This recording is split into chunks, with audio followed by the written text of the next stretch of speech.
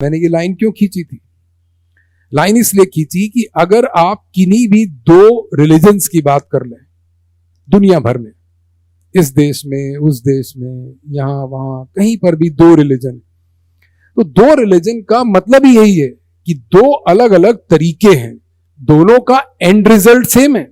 जो भी आप एंड रिजल्ट मानते हो, अगर आपको एक से कुछ मिलेगा तो दूसरे से भी मिलेगा, अगर आपको एक से कुछ नहीं मिलेगा तो दूसरे से भी कुछ नहीं मिलेगा।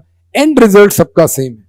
अगर आप ये कहते हैं कि भाई ये रिलीजन स्मार्ट लोगों के लिए है, तो ये रिलीजन भी स्मार्ट लोगों के लिए होगा। और अगर आप ये कहते हैं कि ये रिलीजन केवल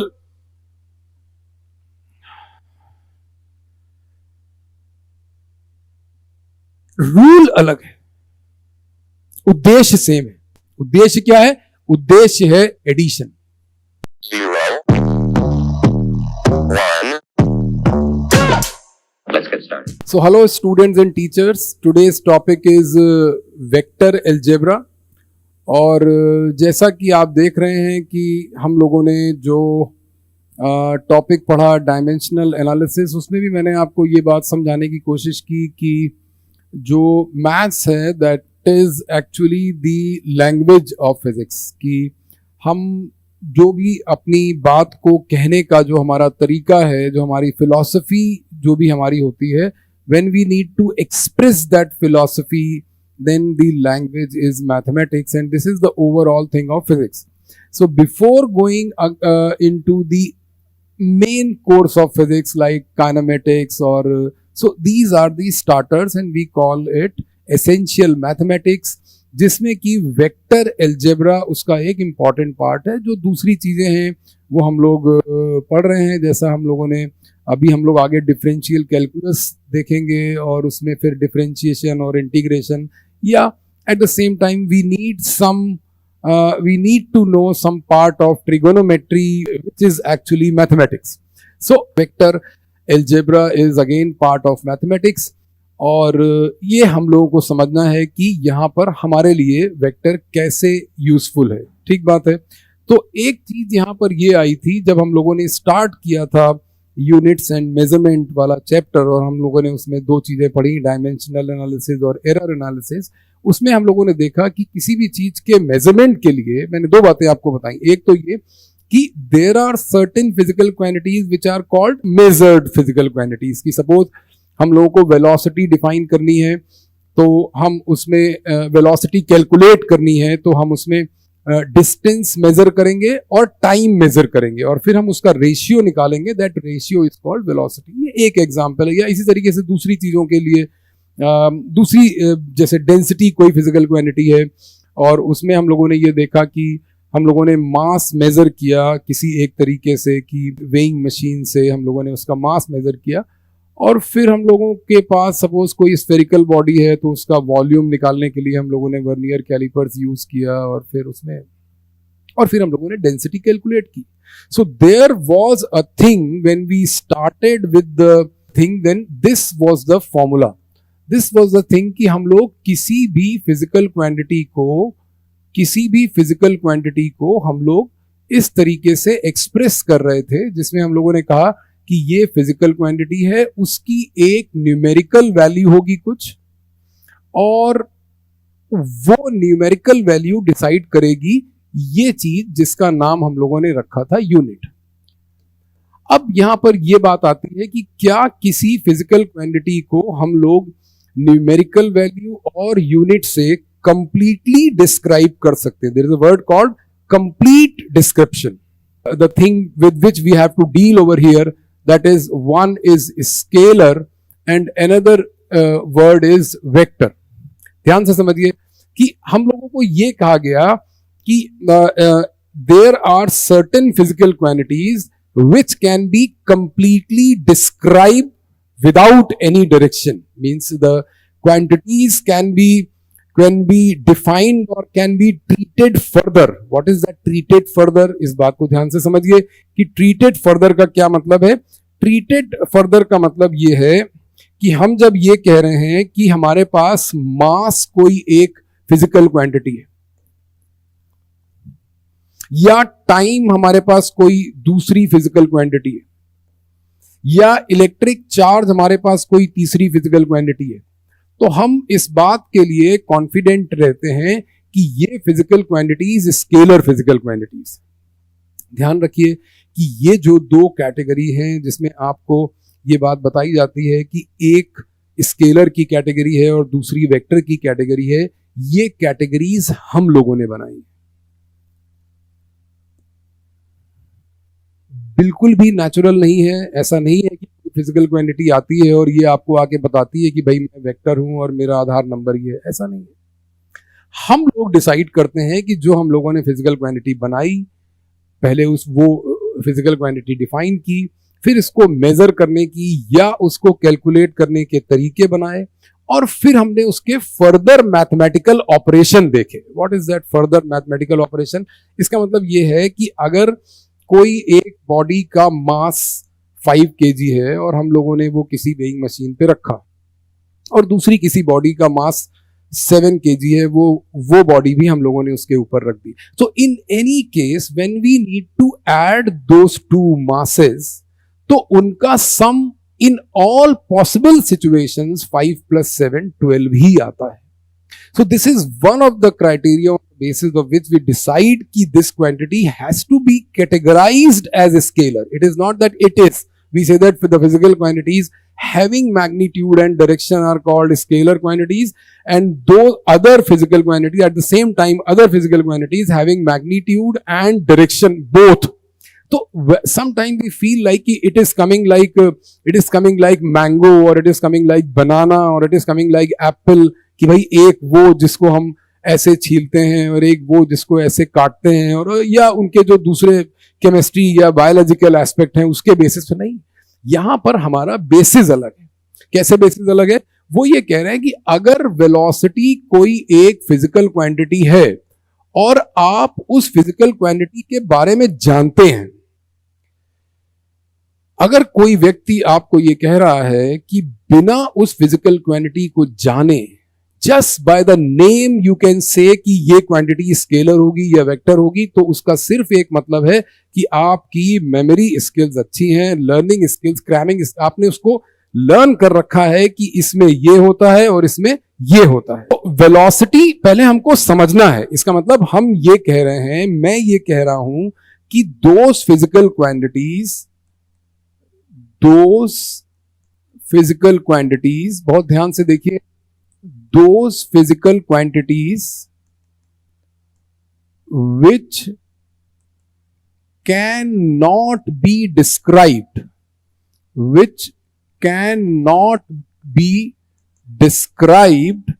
completely without direction। थोड़ा डेफिनेशन में अंतर है। आप जो डेफिनेशन लर्न कर रहे हैं और इस डेफिनेशन में थोड़ा सा अंतर है। हम क्या कह रहे हैं कि vector quantities are those. Vector यहां पर हम ऐसे लिख सकते हैं कि vector physical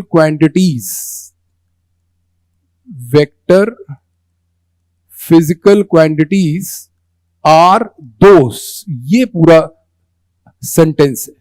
vector physical quantities are those which cannot be described completely without direction are categorized as vector। हमने उनको वेक्टर की कैटेगरी में रखा। इसका मतलब क्या था? इसका मतलब ये था कि जो दूसरी वेक्टर क्वांटिटी है वो यहां पर आ रही है फोर्स। इस बात को समझिए जरा। वो ये कह रहे हैं कि हम लोगों ने किसी फोर्स को, एक बॉडी के ऊपर 2 फोर्स लग रहे हैं, और यहां पर एक और इंपॉर्टेंट बात हम लोग को समझनी है कि अगर हमको किसी फिजिकल क्वांटिटी को ऐड करना है या सब्ट्रैक्ट करना है या मल्टीप्लाई करना है, ये वो फिजिकल क्वांटिटी नहीं डिसाइड करती। इसका मतलब कि क्या वेलोसिटीज हमेशा ऐड होंगी? This is a wrong statement. क्या फोर्स हमेशा सब्ट्रैक्ट होंगे? This is again a wrong statement. क्या 2 फोर्सेस को मल्टीप्लाई किया जा सकता है? ऐसा नहीं कह सकते हम। क्या मास और वेलोसिटी को मल्टीप्लाई किया जा सकता है? दिस डिपेंड्स ऑन दी, ध्यान से सुनिए, this depends on the requirement of the situation. ये बात समझिए। मैं कह रहा हूं कि जो भी मैथमेटिकल ऑपरेशंस हैं, requirement of the situation will decide the mathematical operation, will decide the mathematical operation need to be done. इसका मतलब कि जिसको हम लोग वर्ड, पहले हम लोगों ने नंबर पढ़े, नंबर क्या थे कि भाई 1 2 3 4 5 6 7, फिर हमने ये सीखा कि हमको नंबर्स कैसे ऐड करने हैं, फिर ऐड करने का तरीका आपको ये सिखाया गया कि 4 का मतलब स्टैंडिंग लाइन, फिर सब्ट्रैक्शन आपको सिखाया गया, और फिर उसके बाद नेक्स्ट क्लास में या उसी क्लास में as a higher application of that particular thing called addition and subtraction, आपको वर्ड प्रॉब्लम दी गई। वर्ड प्रॉब्लम में ये आपको बताया गया कि भाई आपके पास ये 5 टॉफीज थी और आपसे 2 टॉफीज आपने अपनी सिस्टर को दे दी, तो आपके पास कितनी टॉफीज बची। तो ये जो सिचुएशन थी वो डिसाइड करती थी कि हमको इस सिचुएशन में सब्ट्रैक्शन करना है। What I mean to say कि you learn addition and subtraction separately, that how to add 2 numbers और how to subtract 2 numbers. Then there is a thing called situation, कि इस सिचुएशन में हमको ऐड करना है, इस सिचुएशन में मल्टीप्लाई करना है, मल्टीप्लीकेशन की। दूसरी वर्ड प्रॉब्लम थी कि एक रेक्टेंगुलर फील्ड है और उसका लेंथ 20 मीटर है और उसका ब्रेथ 12 मीटर है, what is the total area of the field. अब उसमें आपको वो ये नहीं कहते थे कि आपको 20 को 12 से मल्टीप्लाई करना है, वो आपको ये पूछते थे कि what is the total area of the field. When they are asking कि total area of the field क्या है, और आपको एरिया का फॉर्मूला सेपरेटली बताया गया कि area is what, length into breadth. Overall what I mean to say कि मैथमेटिकल ऑपरेशन कौन सा किया जाना है ये उस सिचुएशन पे डिपेंड करेगा। एक बात, अब जब आपने ये सीख लिया कि ये वाली सिचुएशन में ऐड करना है, तब ये बात आई कि अगर किसी फिजिकल क्वांटिटी के, यहां पर समझिए कि अगर किसी फिजिकल क्वांटिटी के मैथमेटिकल ऑपरेशन में, जैसे फोर्स की बात आई, अगर हम ये कह रहे हैं कि एक बॉडी पर 2 फोर्स एक साथ लग रहे हैं और आपको टोटल फोर्स निकालना है, तो अगर आपको एक बॉडी पर 2 फोर्स एक साथ लग रहे हैं और टोटल फोर्स निकालना है, तो इट्स ऑब्वियस कि ये सिचुएशन एडिशन की सिचुएशन बन रही है। और एडिशन की सिचुएशन में ऐसा हम लोगों ने पाया कि अगर हम कोई ऐसी सिचुएशन लेते हैं कि एक फोर्स 5 है और एक फोर्स 3 है, तो ये टोटल कभी कभी 7 आ जाता था,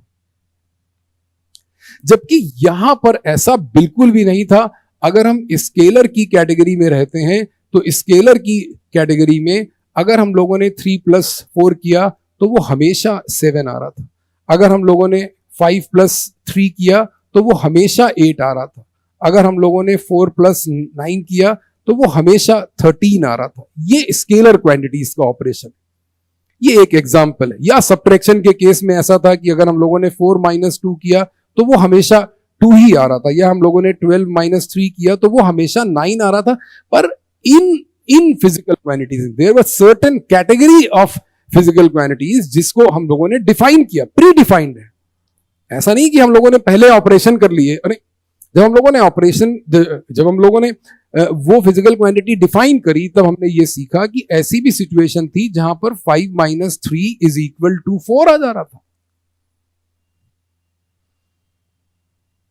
इस तरीके के रिजल्ट्स जब हमको मिलने लगे कि 5 और 3 का सम 7 आ रहा है और 5 - 3 का डिफरेंस 4 आ रहा है, तो ऐसी सिचुएशन को हम लोगों ने ये बोला कि यहां पर जो ऑपरेशंस हैं वो निश्चित तौर पर वेक्टर फिजिकल क्वांटिटीज से हम लोग डील कर रहे हैं, और ये वाले जो सारे ऑपरेशंस हैं, ये वाले सारे ऑपरेशंस हम लोग स्केलर फिजिकल क्वांटिटीज से डील कर रहे हैं। PQ stands for physical quantity, और ये यहां पर फिजिकल क्वांटिटीज के लिए शॉर्ट फॉर्म मैंने लिख दिया। अब क्या बात आई, अब ये बात आई कि ये जो शब्द है, ये जो वेक्टर वर्ड है, इसका क्या मतलब है, इसकी हिस्ट्री है।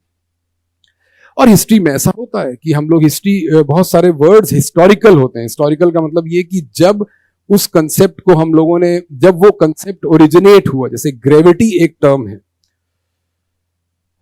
तो आज इतने साल बाद, ग्रेविटी के इतने साल बाद डिफाइन होने के बाद, हम ग्रेविटी वर्ड को लैंग्वेज में बहुत दूसरे तरीकों से भी यूज करते हैं।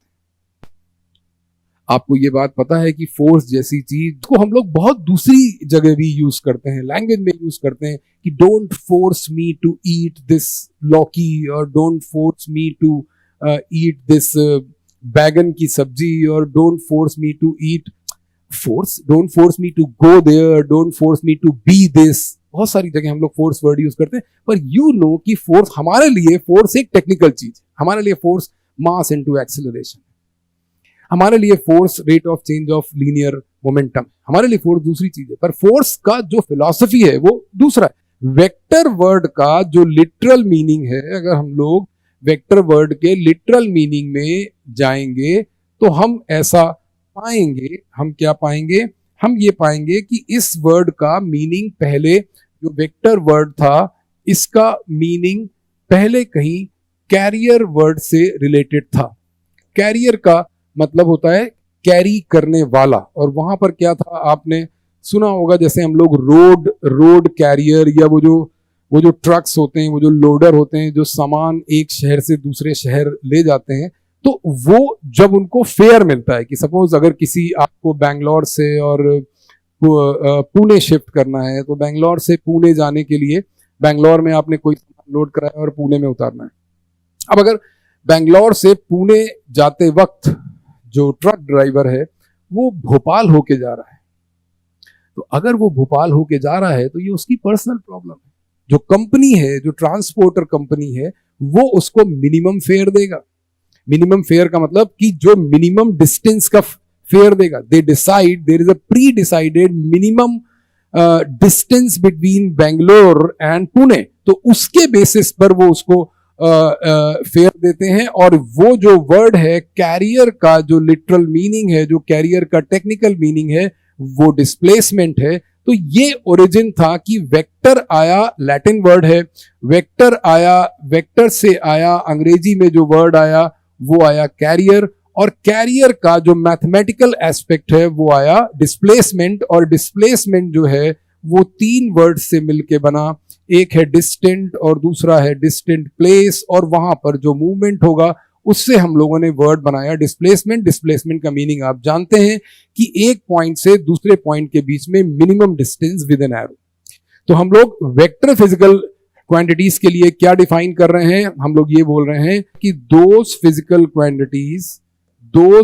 क्वांटिटीज आर कैटेगराइज्ड एज, ध्यान से देखिए, those physical quantities are categorised as vector which are completely defined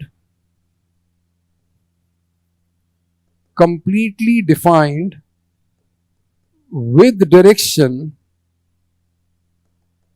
in addition to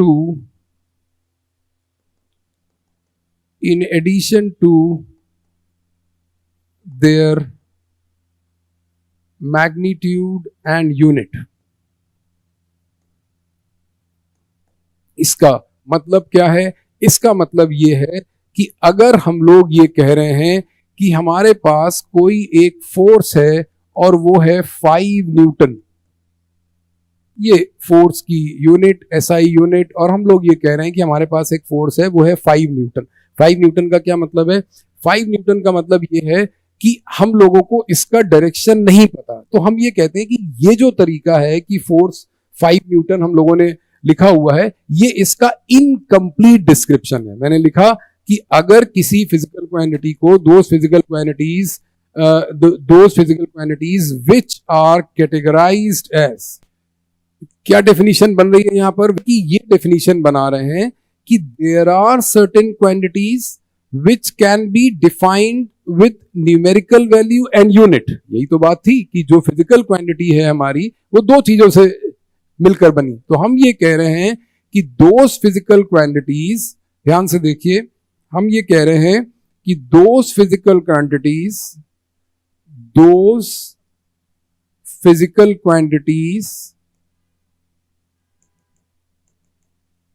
which are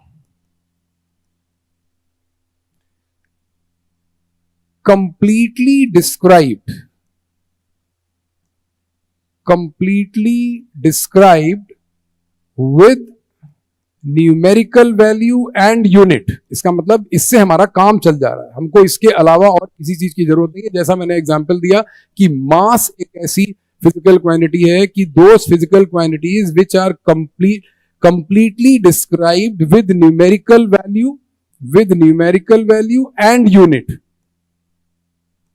so the are categorized, बहुत ध्यान से देखिए, are categorized as scalar physical quantities। ये scalar physical quantities है जिनका कंप्लीट डिस्क्रिप्शन बिना direction के संभव है।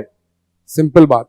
अब दूसरी कैटेगरी वो आ रही है जिसमें वो ये कह रहे हैं कि हमारे पास ऐसी फिजिकल क्वांटिटीज हैं which cannot be defined completely, but at the same time, ध्यान से देखिए, सर्टेन फिजिकल क्वांटिटीज, बहुत ध्यान से देखिए, at the same time certain physical quantities are completely described, certain physical quantities are completely described with direction, completely described with direction along with the numerical value and unit, along with the numerical value and unit are categorized as, मैं यहां पर पूरी बात लिख दे रहा हूं, are categorized as vector physical quantity। अब इसको कैसे रिप्रेजेंट करना है ये बात ध्यान से समझिए। यहां पर हम लोगों ने क्या बात सीखी, यहां पर हम लोगों ने इतनी बात ये सीख ली कि एक स्केलर फिजिकल क्वांटिटी है और एक वेक्टर फिजिकल क्वांटिटी है। स्केलर के एग्जांपल ये हो गए, वेक्टर के एग्जांपल ये हो गए। नेक्स्ट पेज पर जब हम लोग बात कर रहे थे तब मैंने आपको ये एग्जांपल दिया कि फोर्स एक वेक्टर क्वांटिटी है और वो है 5 न्यूटन।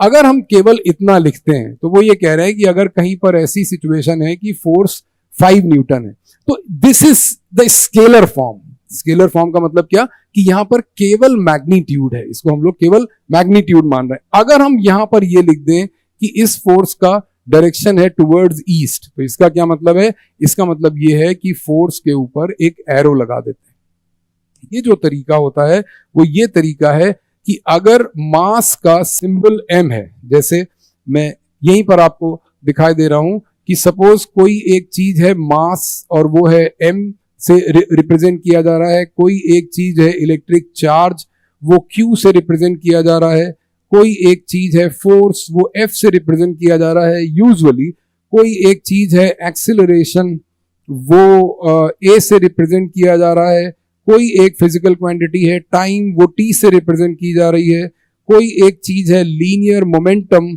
वो P से रिप्रेजेंट किया जा रहा है। What do they say that कि how to differentiate between a vector physical quantity and the scalar physical quantity in notation. Notation का मतलब कि हम कैसे लिख रहे हैं। तो मास के ऊपर कोई एरो नहीं बना है और ये कंप्लीट है, इसका मतलब ये स्केलर है। चार्ज के ऊपर कोई एरो नहीं बना है, इसका मतलब ये कंप्लीट है और ये स्केलर है।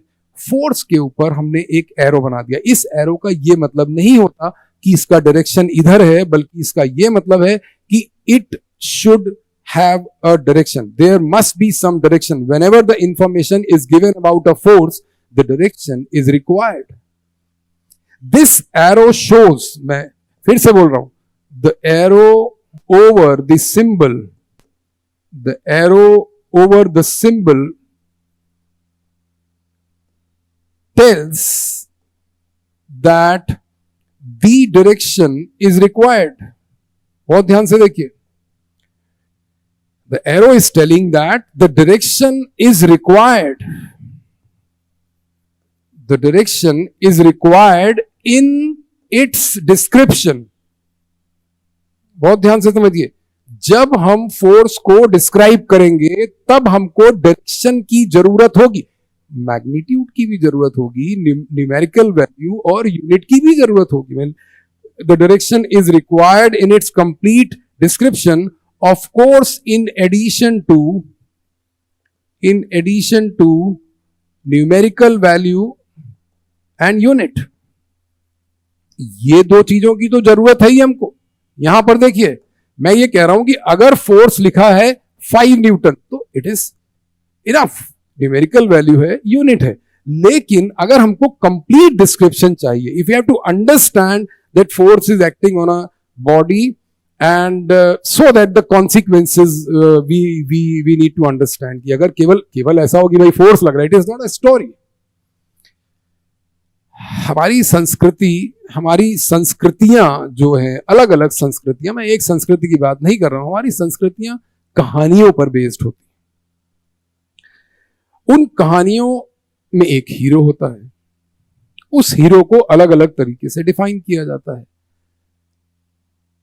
बहुत सारी चीजों में हम बैलगाड़ी से और हवाई जहाज पर आ गए, ये तो बात सबके सामने है कि हम बैलगाड़ी से हवाई जहाज पर आ गए, इसमें तो कोई डिनाई कर नहीं सकता।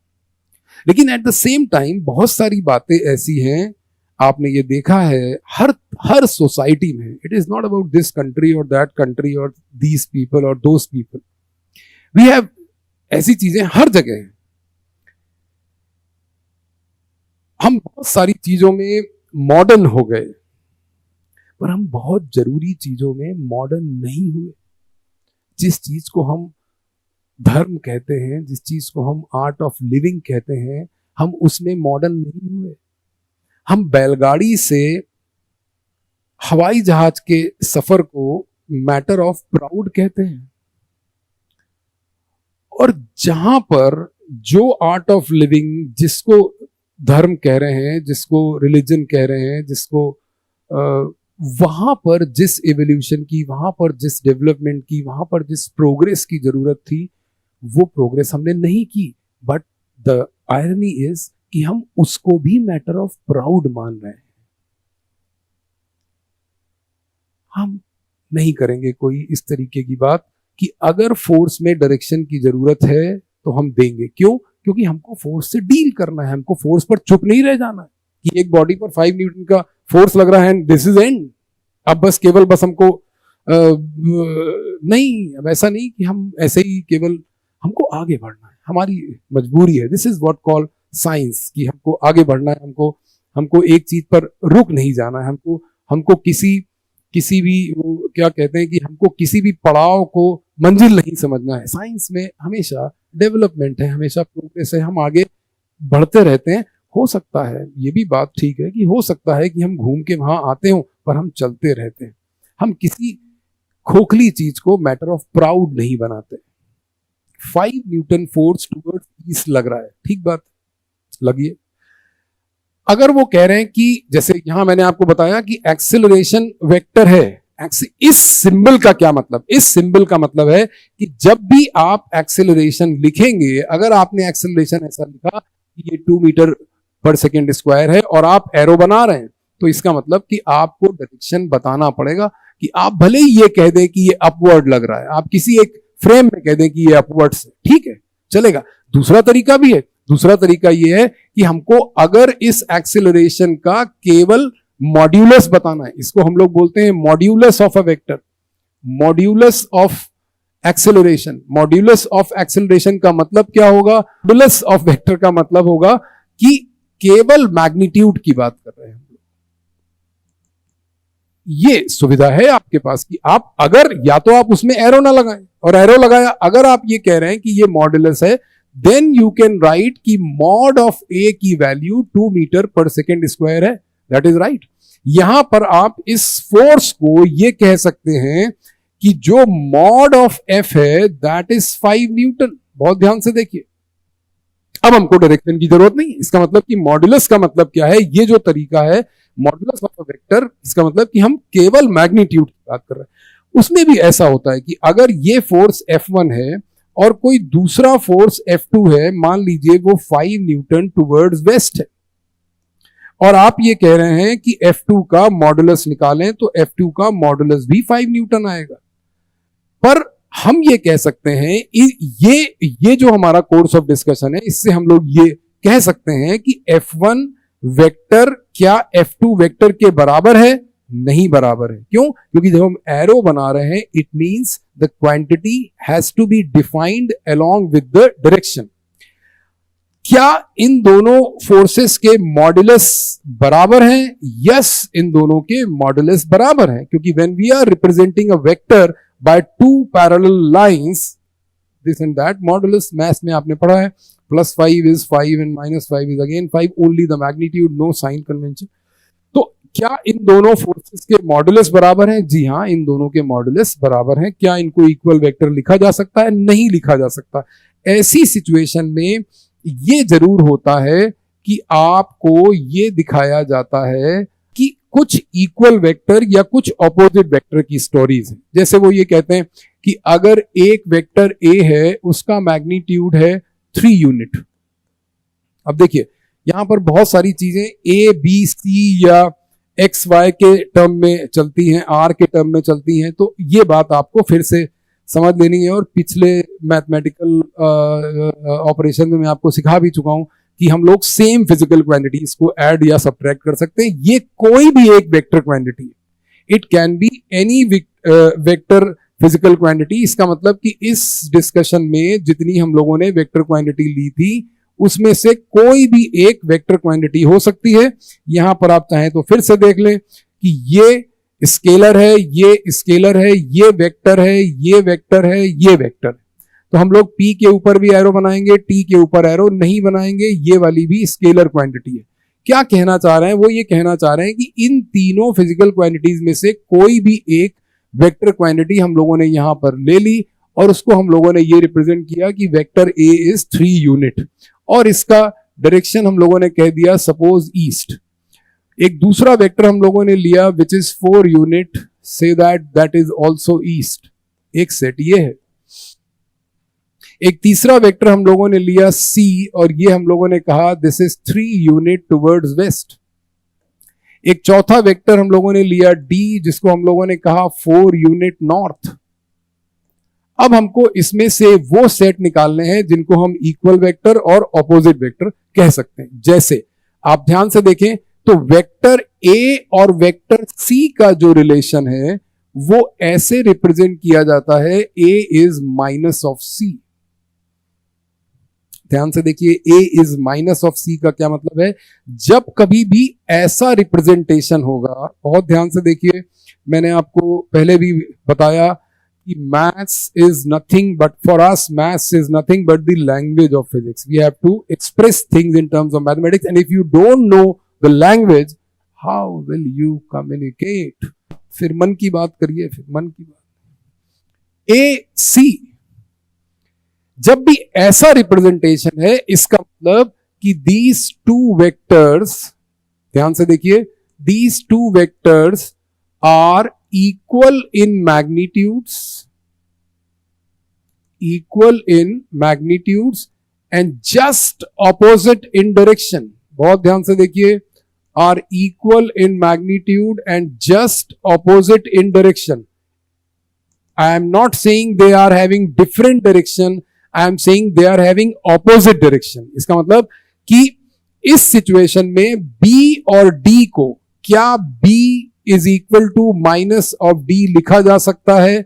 नहीं लिखा जा सकता। क्यों नहीं लिखा जा सकता? इसलिए नहीं लिखा जा सकता क्योंकि यहां पर B और D का डायरेक्शन एग्जैक्टली ऑपोजिट नहीं है, 180 डिग्री नहीं है। एक ईस्ट है, एक नॉर्थ है। हम ये रिप्रेजेंटेशन इस B और D को नहीं दे सकते। हम क्या रिप्रेजेंटेशन दे सकते हैं? हम mod of B is equal to mod of D, ये तो दे सकते हैं, that is equal to 4 unit.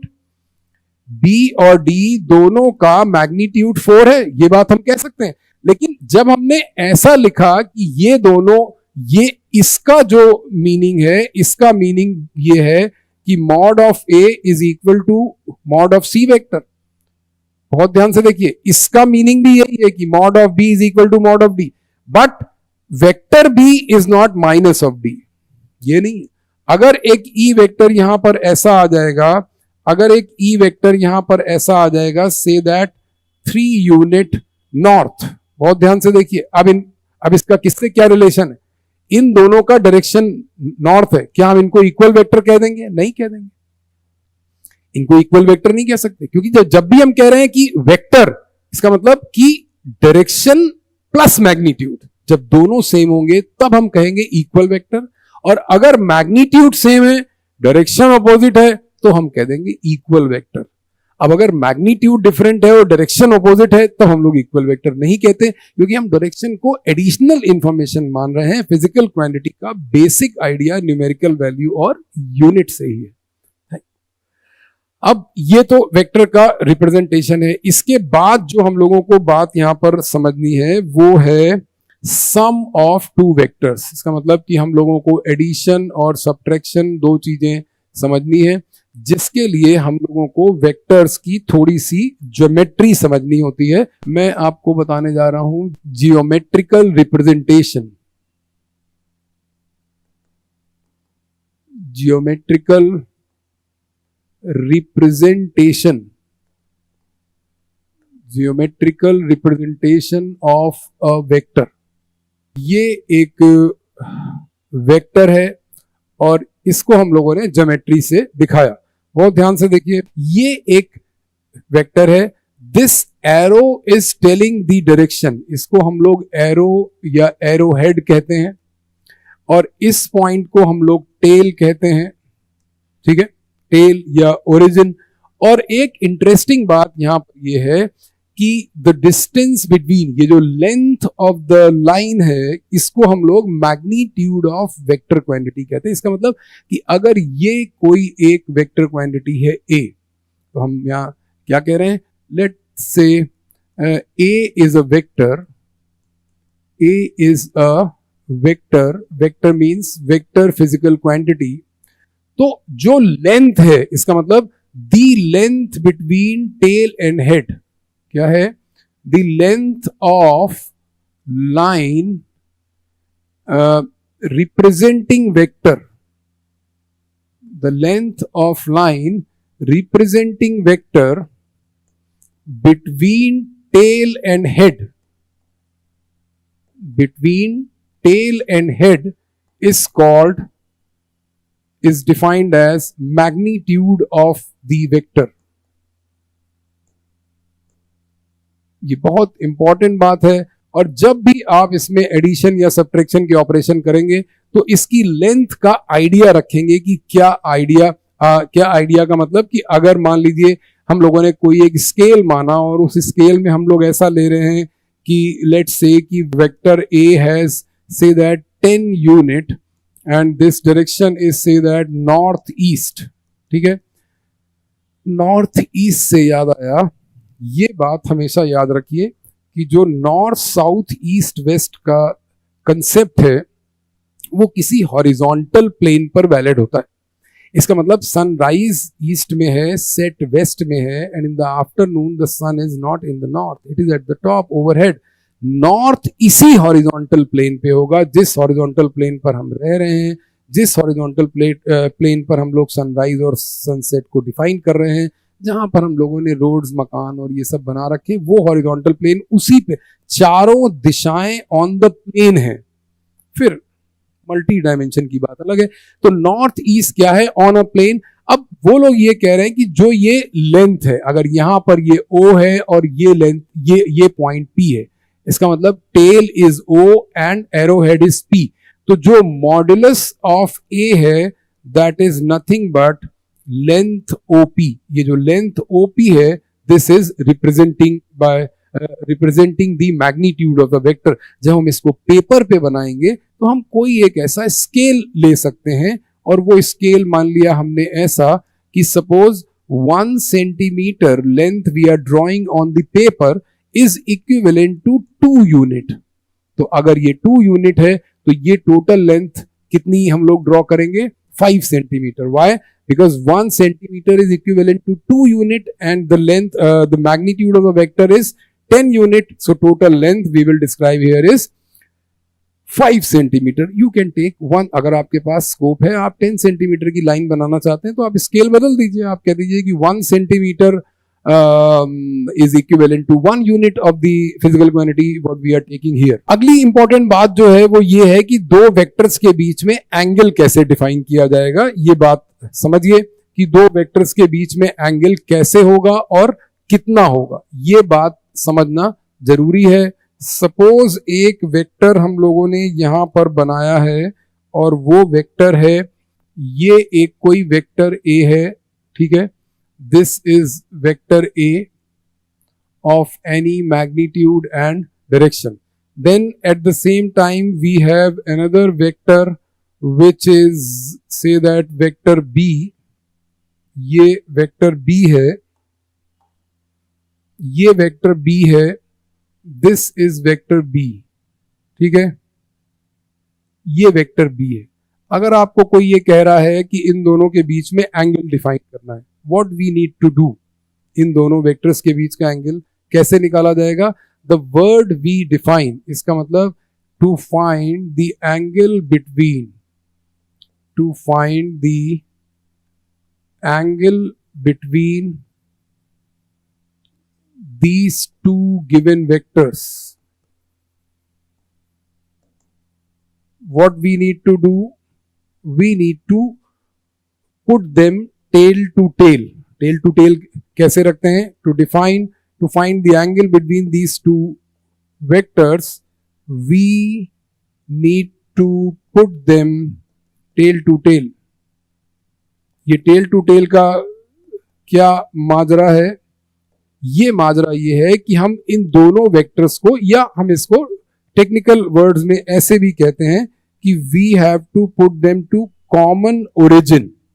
जब ये कॉमन ओरिजिन से आ जाएंगे तब हम इनका डायरेक्शन निकाल लेंगे with the procedure, the method of this thing is called transformation of vector. क्या ट्रांसफॉर्मेशन का मतलब होता है? ट्रांसफॉर्मेशन का मतलब ये है कि जब हम लोगों ने ये वाला वेक्टर बी यहां पर डिफाइन किया है, बहुत ध्यान से देखिए, ये बी वेक्टर के अलाइनमेंट पे हम लोग पहुंचने की कोशिश कर रहे हैं. ये वेक्टर बी है हमारा, तो हम इस वेक्टर को यहां से उठा के इसके टेल पर रखना चाहते हैं. ये वेक्टर है हमारा b, जो कि ये येलो कलर से है. This is vector b. मैंने आपको ये सिखाया कि ट्रांसफॉर्मेशन का मतलब क्या है, कि b को आके यहां पर रखना है. इसका मतलब कि b की लेंथ कितनी है यहां पर, तो 0 से स्टार्ट करने पर इसकी लेंथ आ रही है लगभग 6.5. तो 6.5 यहां से स्टार्ट करेंगे, सेम ओरिएंटेशन यहां से स्टार्ट करेंगे, 6.5 तक लेके जाएंगे. 6.5 ये आ गया और ये आ गया हमारा वेक्टर बी. बहुत ध्यान से देखिए, इस वेक्टर बी को उठा के यहां पर हम लोगों ने रख दिया with common origin. Now the two vectors are having common tails. We can say the common origin. Now you can see the angle between them is an acute angle. दूसरा मेथड क्या है कि आप A को B तक ले जाइए, आप A को B तक ले जाइए. ये A का अलाइनमेंट है, A का अलाइनमेंट ये है. हमको ये कहा गया कि A और B को हमको टेल टू टेल रखना है. कॉमन ओरिजिन, कॉमन फ्रेम, जैसे ही हम उसको कॉमन फ्रेम में रखेंगे हमको एंगल दिख जाएगा. ये देखिए, ये वेक्टर A यहां पर आएगा और A की लेंथ थी हमारी लगभग 8.5 सेंटीमीटर. यहां से जब हम लोग 8.5 स्टार्ट करेंगे, this will go 8.5 centimetre from here.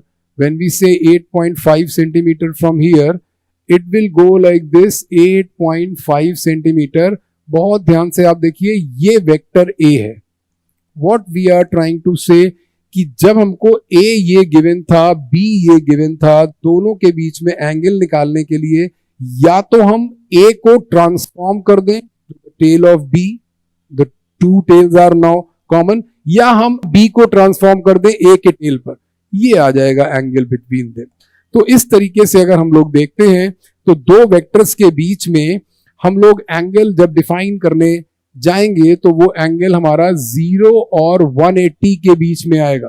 ध्यान से देखिए, 0 और 180 के बीच में कैसे एंगल आता है दो वेक्टर्स के लिए. एक वेक्टर ये है, एक वेक्टर ये है.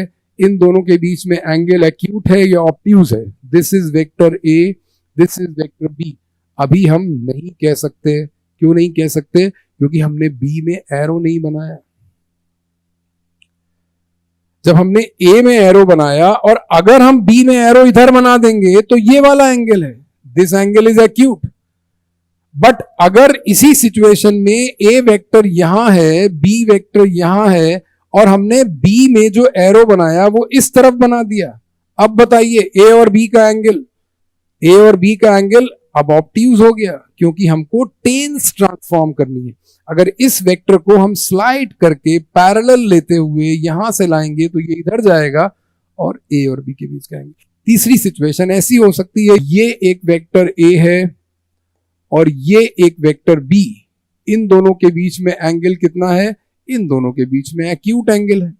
अब हम लोग ये सीखेंगे कि कैसे हम लोग, अगर आपको एंगल समझ में आ गया, अगर आपको ज्योमेट्री समझ आ गई, तो हम लोग अब सीखेंगे एडिशन ऑफ टू वेक्टर्स। बहुत ध्यान से देखिए, एडिशन ऑफ टू वेक्टर्स का क्या मतलब है।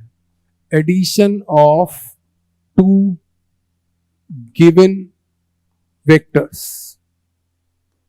ठीक है।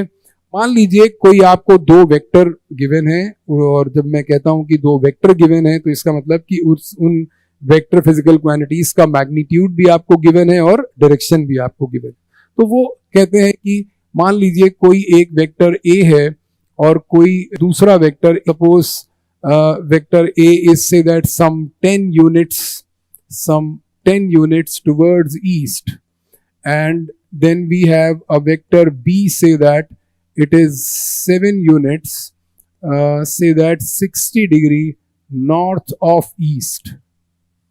This ways we are given two different vectors और इन दोनों वेक्टर्स का हम लोगों को सम निकालना है। बहुत ध्यान से देखिए, दो बातें समझनी है ठीक से। एक तो ये कि टेल और हेड कहाँ होता है, और दूसरी बात कि टेल और हेड से हम लोग एंगल कैसे डिसाइड करते हैं। ठीक बात है। मैं आपको ये बता रहा हूं कि हमारे पास दो रूल्स हैं। पहला रूल जो है, पहला रूल हमारा कहलाता है ट्रायंगल रूल, ठीक है, और दूसरा रूल जो है वो कहलाता है पैरेललोग्राम रूल। ठीक बात है। देखिए ध्यान से, क्या ट्रायंगल रूल कह रहा है और क्या पैरेललोग्राम रूल कह रहा है। ट्रायंगल रूल ये कहता है कि आप वेक्टर ए ड्रॉ करेंगे और ए के हेड से वेक्टर बी ड्रॉ करेंगे। वेक्टर ए ड्रॉ करेंगे और वेक्टर ए के हेड से बी ड्रॉ करेंगे। देखिए, वेक्टर ए ड्रॉ कर रहे हैं, ए वेक्टर कहां है, 10 यूनिट्स ईस्ट। बहुत ध्यान से देखिए, 10 यूनिट्स ईस्ट। ईस्ट का मतलब क्या है, अगर हम नॉर्थ साउथ ईस्ट वेस्ट इस तरीके से डिफाइन कर रहे हैं, नॉर्थ साउथ ईस्ट वेस्ट, ये तो क्या करना है हमको, 10 यूनिट्स यहां पर डिजाइन करना है और इसको हम लोग 5 यूनिट से काम चला ले रहे हैं। 1 to 6 हम लोगों ने ये मान लिया कि this length is representing 10 units and this is our vector A. बिल्कुल भी टेंशन नहीं लेंगे। अब क्या करना है, ए के हेड से बी वेक्टर स्टार्ट करना है। इसका मतलब कि जब हम बी वेक्टर स्टार्ट करेंगे तो वो 7 unit north of 60 degree north of east का मतलब होता है कि ईस्ट से स्टार्ट करते हुए नॉर्थ की तरफ 60 डिग्री, यहां से इस डायरेक्शन से स्टार्ट करेंगे और 60 डिग्री टर्न करना है। This line will be 60 degree north of east. इसका मतलब ईस्ट से नॉर्थ की तरफ 60 डिग्री। तो हम लोगों ने अब, क्योंकि वेक्टर ए का जो हेड है उसको हम लोगों ने ओरिजिन बना लिया है। पहले ओरिजिन यहां था, ये ओरिजिन था जहां से हम लोगों ने वेक्टर ए का टेल स्टार्ट किया। अब हम लोगों ने वेक्टर ए के हेड को ओरिजिन बना लिया for next vector B vector. तो हम लोग क्या सीख रहे हैं कि वेक्टर ए और बी का सम, जिसका नाम हमने आर रखा, वो कैसे ट्रायंगल रूल से निकाला जाएगा। तो से दैट ये वाला एंगल अगर हमारा 60 डिग्री है, ये वाला एंगल अंदाजे से ये 7 यूनिट है, तो इसका मतलब ये हो गया 2, ये हो गया 4, ये हो गया 6, ये हो गया 7। तो this is 7 unit. This is vector B and this is 7 unit. ठीक है। Now the same thing we are going to do with parallelogram. Parallelogram rule क्या कह रहा है कि अगर हमको एक वेक्टर ए और दूसरे वेक्टर बी का सम वेक्टर आर निकालना है, तो जैसा कि पैरेललोग्राम का नाम है, आप देख रहे हैं पैरेललोग्राम। ट्रायंगल रूल में पहला स्टेटमेंट क्या है, ट्रायंगल रूल में ये है कि ड्रॉ, मैं यहां पर लिख दे रहा हूं, ड्रॉ फर्स्ट गिवन वेक्टर। यहां पर फर्स्ट गिवन वेक्टर क्या है, फर्स्ट गिवन वेक्टर है A. This is our first vector, this is our second vector. Draw first given vector as per magnitude and direction, as per magnitude and direction. ये पहला step. दूसरा step क्या है? दूसरा step draw second vector. Draw second vector from the head of first vector. From the head of first vector. तो जब हमने पहले वेक्टर के हेड से दूसरा वेक्टर ड्रॉ किया, अब हमारे पास दो साइड आ गई. मैं यहां पर होल्ड करा रहा हूं आपको. पैरेललोग्राम रूल क्या है? पैरेललोग्राम रूल में पहला स्टेप ये है, draw both vector 1 and 2. This is vector 1, this is vector 2. What we are understanding? We are learning addition of two given vectors. अभी हम लोग केवल 2 की बात कर रहे हैं, बिल्कुल भी परेशान नहीं होंगे. 2 वेक्टर्स की बात कर रहे हैं. एज पर ये रूल क्या कह रहा है? रूल कह रहा है draw both vector 1 and 2 from common origin.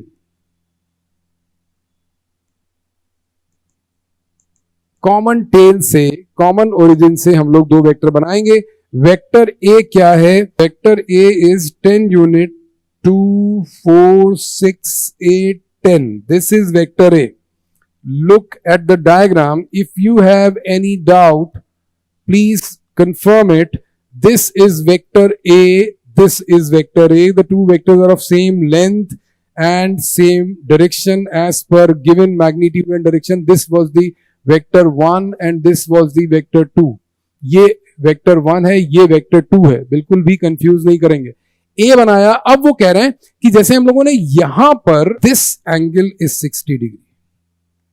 This angle is 60 degree. ये गिवन है 60 डिग्री नॉर्थ ऑफ ईस्ट. ये मैंने अपने मन से नहीं बनाया. Vector 2 is given. अब क्या कह रहे हैं? जब हम लोग पैरेललोग्राम से चल रहे हैं, ध्यान रखिए रूल्स का मतलब, मैंने ये लाइन क्यों खींची थी? लाइन इसलिए खींची कि अगर आप किन्हीं भी 2 रिलीजन्स की बात कर लें दुनिया भर में, इस देश में, उस देश में, यहां वहां, कहीं पर भी 2 रिलीजन, तो 2 रिलीजन का मतलब ही यही है कि 2 अलग अलग तरीके हैं. दोनों का एंड रिजल्ट सेम है. जो भी आप एंड रिजल्ट मानते हो, अगर आपको एक से कुछ मिलेगा तो दूसरे से भी मिलेगा. अगर आपको एक से कुछ नहीं मिलेगा तो दूसरे से भी कुछ नहीं मिलेगा. एंड रिजल्ट सबका सेम है. अगर आप ये कहते हैं कि भाई ये रिलीजन स्मार्ट लोगों के लिए है, तो ये रिलीजन भी स्मार्ट लोगों के लिए होगा. और अगर आप ये कहते हैं कि ये रिलीजन केवल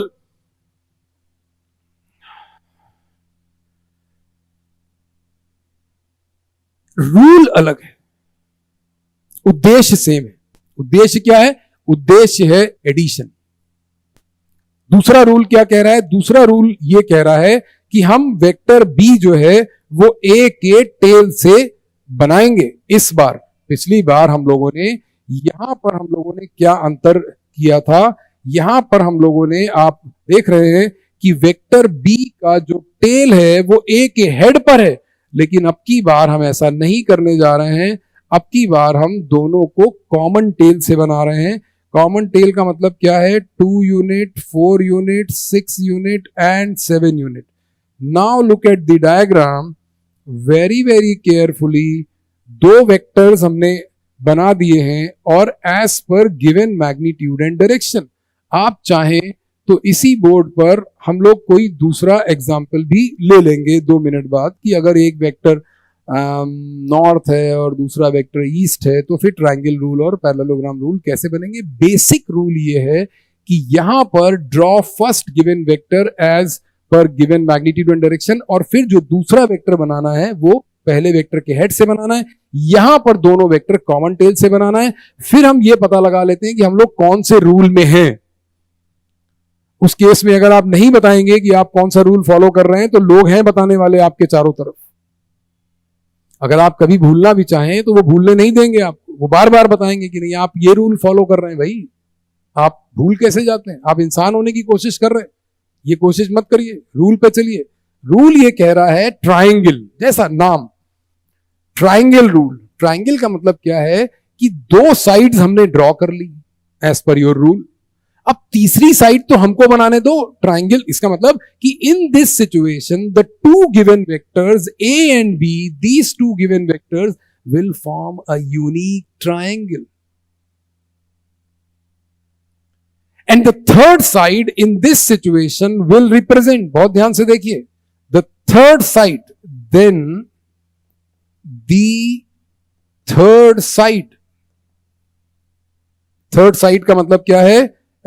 Joining, ध्यान से देखिए, joining from tail of vector 1, from tail of vector 1 to the head of 2, to the head of vector 2 will give the sum vector, will give the sum vector. What is this sum? Sum का मतलब ये है कि यहां पर अभी हम लोग यहां से यहां ज्वाइन करने वाला थर्ड वेक्टर बनाएंगे। यहां पर क्या है, वो कह रहे हैं कि इन दोनों साइड से एक पैरेललोग्राम बना लीजिए। अब ये बात समझिए कि दो गिवन साइड से एक यूनिक पैरेललोग्राम बनता है। ये दो साइड्स है हमारे पास, ये दो साइड्स हैं। In this situation the angle between two vectors is 90 degree. The plane is vertical plane. एक सिंगल वेक्टर का, एक सिंगल लाइन का प्लेन नहीं होता। ये लाइन किसी हॉरिजॉन्टल प्लेन पर भी हो सकती है, किसी वर्टिकल प्लेन पर भी हो सकती है, किसी इंक्लाइंड प्लेन पर भी हो सकती है। बट जैसे ही इसका पार्टनर इसके साथ आएगा, in this situation now the two vectors, the two lines are forming a plane which is vertical plane in this frame. ऐसे देखिए, the same angle 90 degree but now the plane is inclined, the same angle 90 degree but now the plane is horizontal. In this way two given sides will decide a plane, and at the same time on that plane what structure they are going to form, that is also decided by the angle between them.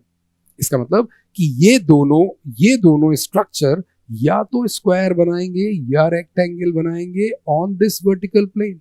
ये square बनाएंगे अगर ये दोनों sides equal है, और अगर ये rectangle बनाएंगे अगर ये दोनों साइड्स अनइक्वल है। बट एंगल 90 डिग्री के केस में दो लाइंस एक स्क्वायर बनाएंगी या रेक्टेंगल बनाएंगी, नो थर्ड पॉसिबिलिटी।